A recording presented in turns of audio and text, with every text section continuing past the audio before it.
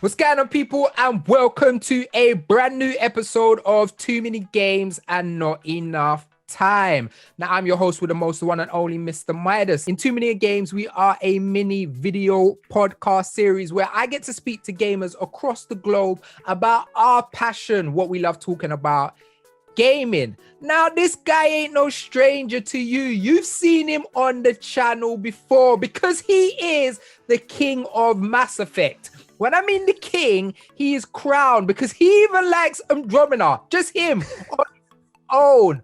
But not only that, he is a dope content creator. Like, his channels already hit 12K. Them man there are the king at JRPGs. He puts me onto games. His content sick. His voiceover sick. The one and only Alex from Backlog Battle. Welcome to Too Many Games, my G. Thank you for having me. It's been a pleasure. And when I remember when we both started talking, you said you're a fan of JRPGs, and I'm like, my man, we met. This is destiny. There's never been a great time to be a JRPG fan than today. So I'm really lucky. I get to interact with a lot of gamers. I watch a lot of content on YouTube, but your content is up there with some of my favorite. Like, your thumbnails are excellent. The way you write your scripts is incredible. I love your voiceovers. Like, you do the kind of content that really intrigues me, and I hate to scale it, but that kind of IGN polished, that really strong content. So firstly, I just wanted to give you your flowers and just let you know your content's amazing. Like, you've put me onto games that I didn't know, and I really love what you're doing, man. So just big yourself up for that, man.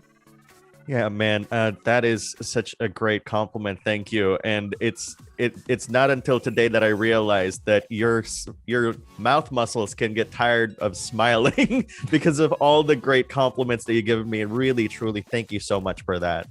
No, you do this thing, but I'm not here just to rub your feet. I want to talk some games with you. Now, what I love about your channel is you're one of the few channels that put me onto games. Like, I'm pretty up to date when it comes to action adventures and JRPGs. Now, like, you know, we've spoken before, I'm a dub man. I love dub, and you show me some JRPGs that I'm really interested in. And one that you put me onto that I never knew would ever grab me is Fantasian. Like, tell everyone about this game. Like, I know I did some work on it on the channel, but tell everyone about this game, what it is you love about this game, and why it really kind of connected with you. You know, what's actually interesting about Fantasian is it was announced about 2 years ago, and this caught everybody by surprise. Like, you know, Hironobu Sakaguchi hasn't been making a console game since The Last Story, which was on the Wii. That was the last game he made from there, and then he just kind of stayed in mobile. So when he said that he was going to return to making just a straight JRPG, and this is going to be his last, I was like, well, this has to be great, right? I mean, this is the guy who basically created Final Fantasy. So I immediately kind of tried to figure out a way to play it and stuff. And I learned about Apple Arcade, and there's a free trial. And I was just like, well, why not? Let me use my free trial to play this awesome game. And so far, like, the way that I described it, I'm pretty sure you watched the review. Like, it's literally like, what if Final Fantasy VII didn't go the route of Final Fantasy VII? What if that same team made a new Final Fantasy VII that went a different direction? And that's exactly what Fantasian is, which is just unbelievable. Unbelievable. Yeah, I loved it. I loved the fight mechanics. I love the turn-based. I love, like, the curve hits and stuff like that. Yeah. Love the art style. The diorama stuff is proper weird, but I love it. The only thing for me, the only drawback, and it's something that you said as well, is that there was no voice acting. I think that was the one thing that was missing, giving it a bit more personality. Mm-hmm. And it's kind of funny because I also interviewed Hironobu Sakaguchi, and I asked him that question. I asked him, like, so why doesn't it have voiceovers? And, you know, the answer he gave me made a lot of sense. He said, like, well, we have visual novel style areas where, you know, it really didn't need that sort of voice acting, or rather what he said was like, well, if we put voice acting in certain sections and not all, it would just kind of clash. And I kind of got that, but at the same time, I'm still like, like a voice acting would give these characters so much more pop, like it would just really make them show up like on screen a bit more. And to be honest with you, that's kind of an excuse, because if you think of something like Persona, you're not hearing voice acting every single scene in Persona. Like there's loads of parts in Persona that you're reading, but the voice just really brings you to the characters. Now, this is a short form podcast and we can start talking about Persona and all of that all day long. But I don't want to even get into that with you. I want to take it back a little bit. And I want to know, what is it about JRPGs that really grab you? What is it about this genre? Because I know you cover other games, you cover action adventures and stuff like that on your channel. But JRPGs are really the center point of what you do. Or maybe it's just the center point of what gravitates to me from your channel. What is it about these games that connect with you? First and foremost, Japanese games have always had a special place in my heart. And so that's why most of the games, even action RPGs that I cover, or action adventure games, are from Japan as well. So I'll dabble in some Western stuff, but that's not really what my channel is all about. Going back to your question, though, I think what JRPGs do for me is that it's the sense of a long epic journey. And there's something special about that specific format where you're traveling with the same people, going through adventures, going through challenges with each other, that makes you feel more empathetic towards them. Like you start feeling about them, and their character development basically is just enhanced by how long you've just traveled with them. And that's to say that, like the more it's, let me rephrase that. It's more along the lines of like, experiencing this world together in an epic journey where you're literally traveling with them. And I think there's something really special about that not a lot of other genres have. Now, that sounds weird when you take that within the context of Persona 5, because you're not really traveling, you're literally going through day to day, living your life as a student. But there's also a sense of journey there, because you see your character grow from like somebody who's impoverished to somebody who has realized who they are at the end of the journey. And I think, that sense of identity, that sense of knowing who you are, and kind of, that sense of growth, not just from a storytelling and character development standpoint, but also gameplay, that I've always found that just really fascinating, very, very enriching. I love it, because like one of the first games I ever really played, and I say played, I only played it a few times at a friend's house, was Secret of Mana. And that game really grabbed me. And I remember trying to get it for the Super Nintendo and I couldn't find it anywhere. And someone said, there's a game called Legend of Zelda, Link to the Past, that's very similar. And that was my first Zelda game. And that's how I fell in love with Zelda and stuff like that. And I feel like JRPGs have come such a far way. And it's really nice that how JRPGs are no longer the niche child anymore. Like they're up there with the mainstream, because if we look at the sales of games like Persona, like Persona's a spin-off of Shin Megami Tensei, but Persona 5 outsells any Shin Megami Tensei game ever, and Yakuza are like selling really well, and like Final Fantasy 7 Remake being like proper mainstream now. How does it feel to actually know that you've been on this journey from the beginning, and now these are the popular games, they're not just the sit in the corner games? I kind of want to answer that, through a story, and it's all to say that I knew it was going to happen eventually. Back when I was in high school, I remember that a friend of mine borrowed my strategy guide for Final Fantasy 7, like the original Final Fantasy 7, to bring it back to there. And then, I was given back my copy of the guide. And then the guy sitting right behind me in English class, he's like this big jock. He's like a quarterback and stuff. Like he plays like American football. And he's like, "Is this Final Fantasy 7? Is that the guide for it?" I'm like, I'm nervous. I'm kind of like a little bit of a nerd. I'm like, "Yeah." And he's like, "Dude, I'm stuck in this place like right now in Junon Reactor. I want to borrow your guide." And I was like, "Really?" And I was like, "Yeah, here, like go borrow it." He's like, "Oh, thanks, man." And I was like, he gave it back to me promptly like about a week or two later. And I was like, "So how'd it go?" And he said like, and he was very thankful. And this is all to say that you don't really know what people get into until they find the one game in that genre that they really will truly love and like really gravitate towards. And I've always kind of lived my life that way, and actually built the channel around that idea of like, the reason why people aren't into JRPGs is they haven't found the right one. You know, much like how you found The Legend of Zelda and you found JRPGs through that avenue. And that's just proof positive that you literally have to just keep trying to get people to get into it. And now here we are, millions of copies sold in a genre that people thought is niche, you know? Yeah, it's dope. And I think it's because when people think of JRPGs, they literally think anime waifus. If you're not into that kind of stuff, if you don't watch anime, if you're not into manga, if you're not into all of that, then this is not for you. But for me, like Yakuza, for me, even though it's very Japanese, it doesn't feel anime at all. Like, and then if you think of something like Scarlet Nexus, which you just done an amazing review for, thank you. The combat for me in that feels Western as hell. Like it feels like the combat feels like the most Western game that I've played in a long time. But the aesthetics, the visuals, and the storytelling is all JRPG. Mm-hmm. Yeah, totally. And, you know, one of the when I was trying to figure out like how to write that section about how to describe the combat, you know, it did come across my mind to describe it kind of like a brawler, like, you know, God of War, because it's less Devil May Cry than it is more God of War, where it's very easy to pick up and play, and then mash God of War with Control, you know, the psychokinesis of Control, and you get Scarlet Nexus.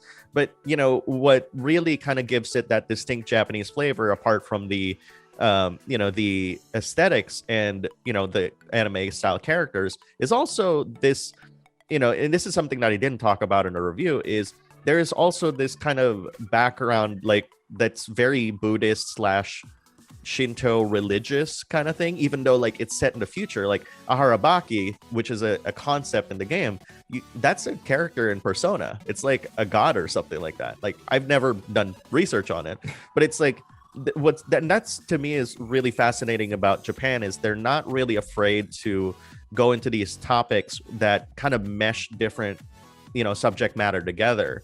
And, you know, I also reviewed at near the beginning of the year, like Near Replicant and stuff like that has its own like crazy, you know, metaphysical kind of existential storyline. Like you don't get to see a lot of that even in AAA Western games. Like it's very rare to find. Also because I feel like what's happening in the West is that they're taking so long to make games that, you know, by the time it comes out, it's great, it's high polish. But the Japanese here and there, they're like, you know, you mentioned Yakuza. RGG Studio makes a game every year and releases a game every year. That is insane to me. And with high polish, it's insane, right? Do you know what? That's a good way to segue. One thing I always say as a JRPG fan, and it kind of segues well on it, there's a certain jank that we sometimes accept in a JRPG because, like you say, they're made pretty quick, and there's certain stuff that we put up with just because the story's amazing, or we love the characters, and stuff like Persona's kind of we're taking that out, but they take so long to make. What is a JRPG that you just love for just because it's just a great game? So it doesn't necessarily have to be the most popular, doesn't have to be the most incredible story. What's something that just connects with you? Because for me that I discussed with a lot of people, and still to today, a lot of people don't know what it is, and they need to remake it, you cowards, is Skies of Arcadia. Like I love Skies of Arcadia. There's nothing incredible about the combat, there's nothing incredible about the story, but that game just connects with me. What is a JRPG that just really connects with you? I mean, that's really easy for me. It's Persona 4. like that. There was a time in my life where I stopped playing JRPGs. Actually, I became a shooter fan. Like I started playing a lot of Call of Duty 4. I even actually have my name in the credits of Call of Duty 3 because I actually tested that game. So sick. there was so there was actually a period where I didn't play JRPGs or Japanese games for one reason or another, and then Persona 4 came around. Like I discovered what it was, and I saw that they have a soundtrack and a art book that came with it, and it was a PS2 game in an era where I think it was like 2 or 3 years into the PS3 life cycle. I felt like that I needed a better game to play, and so I went back and took a chance at it and really fell in love with the aesthetics, the characters, and just the overall story. And this kind of cycles back to what I talked about earlier, which is one of my favorite aspects of JRPGs, is that the character development, like the sense of identity. And Persona 4 is literally all about seeking your true self, like reaching out for the truth. Those are the kinds of song titles that you find in that soundtrack. And I think it's also one of the reasons why so many people identify that as like their favorite Persona, because so many people have found themselves just by playing with these characters, and a very wide array of characters for that matter. We had an idol in Rise. We have somebody who is kind of a punk who has very feminine-esque kind of hobbies, so to speak, and just so many different colors of characters that I really, I can like you said, I can talk about this for hours, but we don't have that much time, and I just love those guys. It's crazy because I think I always say that Persona 5 Royal is the best turn-based RPG, and Final Fantasy 7 Remake is the best action RPG. Those are my two best preferences, but nothing meets the characters of Persona 4. Like Persona 4 Golden, that those characters just connected with me on such a level. And I've completed Persona 5 and I've platinum Persona 5 Royal, so I put so much time in those games. And I completed Persona 4 Golden, and I didn't even do the true ending. I just did the normal ending because I didn't even know there was a bad, good, and true ending until I went to Persona 5. And even though I spent way less time with Golden, like the way those characters connect with me, like I've had to watch the anime about 3 times just so I can go back and hear the Junes jingle and just to be able to experience that time with them again. And those characters are just they're just seamless, and they just feel so real. And Persona's probably the first game that I've really seen where a dev team's been like, we're gonna deal with like really effed up issues, and they might not deal with all of them in the best way, but they're like, we're really gonna deal with issues that I'm not really used to seeing in like Western games. So that really touched me. Yeah, Alex, I could talk to you all day, man. Like I could literally talk to you all day. I love talking to you about gaming. Your channel's amazing. You do incredible things. If someone's never heard of you before, this is the first time they've interacted with you, which is bad because they should have watched our Mass Effect video, and after this go and watch that. But if this is the first time they're ever interacting with you, what piece of content will you want them to go and watch that really conveys who you are and what your channel is? Much like how I am reluctant to recommend like anything to people, like straight up, like, oh, you should play this. I think, take a look at my channel. Just go to my channel, youtube.com/Backlog Battle, and look at all the lists of videos and just click one. Just click one and see what you think of it. Because really, at the end of the day, I would just want to express my love of these games. And yes, we can be critical, but I'm of the belief that that you don't need to be negative in order to be critical. So trust that every single video that you watch on my channel, you'll always come out with a smile, even if I'm very critical of a game. And hopefully you try any of the games that I talk about. And that's really all I want. I love that. Thank you so much for joining me on Too Many Games. You are a superstar, and I love the growth of your channel. Keep up all the great work. He has been Alex from the Backlog Battle. I've been Mr. Midas. You've been the MVPs, and we're out of here. Peace.